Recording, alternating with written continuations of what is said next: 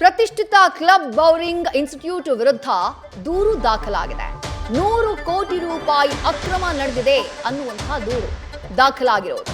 ಸಹಕಾರ ಸಂಘಗಳ ರಿಜಿಸ್ಟ್ರಾರ್ಗೆ ಕ್ಲಬ್ ಮಾಜಿ ಸದಸ್ಯ ಕಂಪ್ಲೇಂಟ್ ಅನ್ನ ಕೊಟ್ಟಿದ್ದಾರೆ.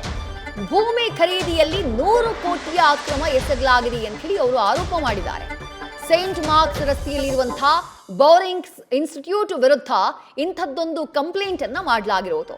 ಒಂದಲ್ಲ ಎರಡಲ್ಲ ಒಟ್ಟು 100 ಕೋಟಿ ರೂಪಾಯಿಯ ಅವ್ಯವಹಾರ ನಡೆದಿದೆ ಅಂತ ಹೇಳಿ ಆರೋಪವನ್ನ ಮಾಡಿದ್ದಾರೆ. ಡೀಟೇಲ್ಸ್ ನಮ್ಮ ಪ್ರತಿನಿಧಿ ಸಂದೇಶ್ ನೀಡ್ತಾ ಹೋಗ್ತಾರೆ. ಸಂದೇಶ್, ಬೌರಿಂಗ್ ಇನ್ಸ್ಟಿಟ್ಯೂಟ್ ವಿರುದ್ಧ ಕೇಳಿ ಬಂದಿರುವಂತಹ ಆರೋಪ 100 ಕೋಟಿ ಅಕ್ರಮ ಆಗಿದೆ ಅಂತಂದ್ರೆ ಯಾವ ರೀತಿಯಲ್ಲಿ ಅಕ್ರಮ ಆಗಿದೆಯಂತೆ? ಕಂಪ್ಲೇಂಟ್ ಅಲ್ಲಿ ಏನಿದೆ?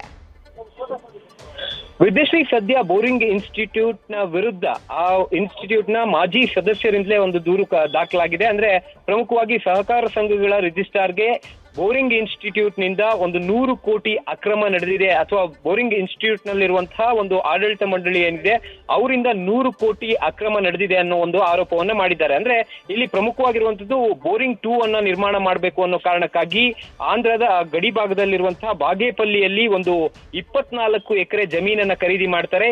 ಇಲ್ಲಿ ಬೋರಿಂಗ್ 2 ಅಂದ್ರೆ ಆ ಬೋರಿಂಗ್ ನ ಮತ್ತೊಂದು ಕ್ಲಬ್ ಅನ್ನ ಓಪನ್ ಮಾಡಬೇಕು ಅನ್ನೋ ಕಾರಣಕ್ಕಾಗಿ ಅಲ್ಲಿ ಜಮೀನನ್ನ ಖರೀದಿ ಮಾಡ್ತಾರೆ. 24 ಎಕರೆ ಜಮೀನನ್ನ ಖರೀದಿ ಮಾಡ್ತಾರೆ.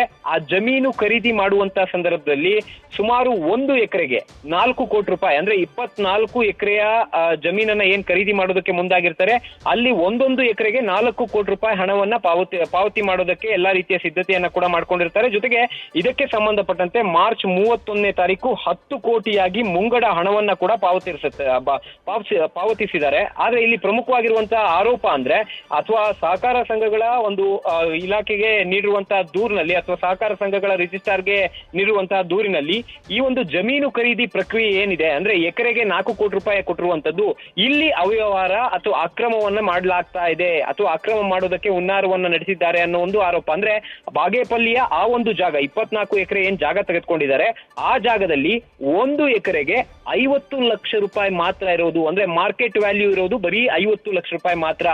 ಮಾರ್ಕೆಟ್ ವ್ಯಾಲ್ಯೂ 50 ಲಕ್ಷ ರೂಪಾಯಿ ಇರೋದನ್ನ ಇವರು 4 ಕೋಟಿ ತೋರಿಸ್ತಾ ಇದ್ದಾರೆ ಅನ್ನೋದು ಇಲ್ಲಿರುವಂತಹ ಪ್ರಮುಖವಾದ ಆರೋಪ. ಅಂದ್ರೆ ಈಗಿರುವಂತಹ ಆಡಳಿತ ಮಂಡಳಿ ಮೇಲೆ ಆರೋಪ ಮಾಡಿರುವಂತದ್ದು.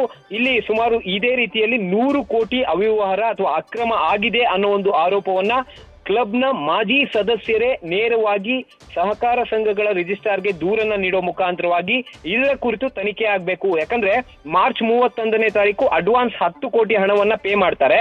ಅದನ್ನ ಪೇ ಮಾಡ್ಬೇಕು ಅಂದ್ರೆ ಪೂರ್ವಾನುಮತಿಯನ್ನ ತೆಗೆದುಕೊಳ್ಬೇಕು. ಅಂದ್ರೆ ಸದಸ್ಯರು ಯಾರೆಲ್ಲ ಇರ್ತಾರೆ ಕ್ಲಬ್ನ ಸದಸ್ಯರು, ಅವರ ಒಂದು ಪೂರ್ವಾನುಮತಿಯನ್ನ ತೆಗೆದುಕೊಳ್ಬೇಕು ಅನ್ನೋದನ್ನು ಕೂಡ ಇಲ್ಲಿ ಪ್ರಮುಖವಾಗಿ ಮೆನ್ಷನ್ ಮಾಡ್ತಾರೆ. ಜೊತೆಗೆ ಈ ಭೂಮಿ ಖರೀದಿ ಪ್ರಸ್ತಾವನೆ ಏನಿರುತ್ತೆ ಅದನ್ನ ಷೇರುದಾರರಾಗಿರ್ಬೋದು, ಅಂದ್ರೆ ಶೇರ್ ಹೋಲ್ಡರ್ಸ್ ಯಾರಿರ್ತಾರೆ ಅಥವಾ ಸದಸ್ಯರು ಯಾರಿರ್ತಾರೆ ಅವರನ್ನ ಸಭೆ ಕರೆಸಬೇಕು. ಸಭೆ ಕರೆಸಿ ಅಲ್ಲಿ ಮಂಡನೆ ಮಾಡ್ಬೇಕು. ಅಂದ್ರೆ ಈ ರೀತಿ ಒಂದು ಜಾಗವನ್ನ ಖರೀದಿ ಮಾಡ್ತಾ ಇದ್ದೀವಿ ಕ್ಲಬ್ ನಿರ್ಮಾಣಕ್ಕಾಗಿ ಅಂತ ಹೇಳಿ ಅವರ ಅನುಮತಿಯನ್ನ ತೆಗೆದುಕೊಳ್ಬೇಕು. ಜೊತೆಗೆ ಸದಸ್ಯರ ಪೂರ್ವಾನುಮತಿಯನ್ನ ಕೂಡ ಪಡೆದುಕೊಳ್ಬೇಕಾಗುತ್ತೆ. ಆದ್ರೆ ಇದು ಯಾವುದನ್ನು ಕೂಡ ತೆಗೆದುಕೊಂಡಿಲ್ಲ. ಹಾಗಾಗಿ 24-25ನೇ ಸಾಲಿನ ವಾರ್ಷಿಕ ಸರ್ವ ಸದಸ್ಯರ ಸಭೆಯನ್ನ ಏನ್ ಕರೆದಿದ್ದಾರೆ ಅದನ್ನ ಕ್ಯಾನ್ಸಲ್ ಮಾಡಬೇಕು. ಇದು ಇತ್ಯರ್ಥ ಆಗ್ಬೇಕು. ಸುಮಾರು ಕಳೆದ 8 ವರ್ಷಗಳಿಂದಲೂ ಕೂಡ ಇಲ್ಲಿ ಅಕ್ರಮಗಳಾಗ್ತಾ ಇದೆ. ನಿಯಮ ಬಾಹಿರವಾಗಿ ಸದಸ್ಯತ್ವವನ್ನು ಕೂಡ ಕೊಡ್ತಾ ಇದ್ದಾರೆ. ಅಂದ್ರೆ ಇಲ್ಲಿ ಯಾವುದೇ ರೂಲ್ಸ್ ಅಂಡ್ ರೆಗ್ಯುಲೇಷನ್ ಅನ್ನ ಫಾಲೋ ಮಾಡದೆ ಆ ಒಂದು ಕ್ಲಬ್ಗೆ ಮೆಂಬರ್ಶಿಪ್ ಗಳನ್ನ ಕೊಡ್ಲಾಗ್ತಾ ಇದೆ. ಇದಕ್ಕೆ ಸಂಬಂಧಪಟ್ಟಂತೆ ಸಮಗ್ರವಾದ ಒಂದು ತನಿಖೆ ನಡಿಬೇಕಾಗುತ್ತೆ. ಈ ಸಮಗ್ರ ತನಿಖೆ ನಡೆದ ಬಳಿಕವಷ್ಟೇ ಈ ಜೂನ್ 6ನೇ ತಾರೀಕು ಈಗಾಗಲೇ ಏನ್ ಸಭೆಯನ್ನ ಕರೆದಿದ್ದಾರೆ ಆ ಸಭೆ ನಡಿಬೇಕು. ಜೊತೆಗೆ ಈ ಒಂದು ಅವ್ಯವಹಾರ ಅಥವಾ ಅಕ್ರಮಕ್ಕೆ ಸಂಬಂಧಪಟ್ಟಂತೆ ಇಡಿ ಜೊತೆಗೆ ಸಿಬಿಐ ನಿಂದ ಸಮಗ್ರವಾದ ತನಿಖೆ ನಡೆಸಬೇಕು ಅಂತೇಳಿ ಆ ದೂರಿನಲ್ಲಿ ಈಗ ಸದ್ಯ ಮಾಜಿ ಸದಸ್ಯರು ಕೂಡ ಮೆನ್ಷನ್ ಮಾಡಿರುವಂತದ್ದು. Vidyashree, thank you Sandesh. News first ನಿರ್ಭೀತಿಯಿಂದ ನಿಮ್ಮ ಪರವಾಗಿ.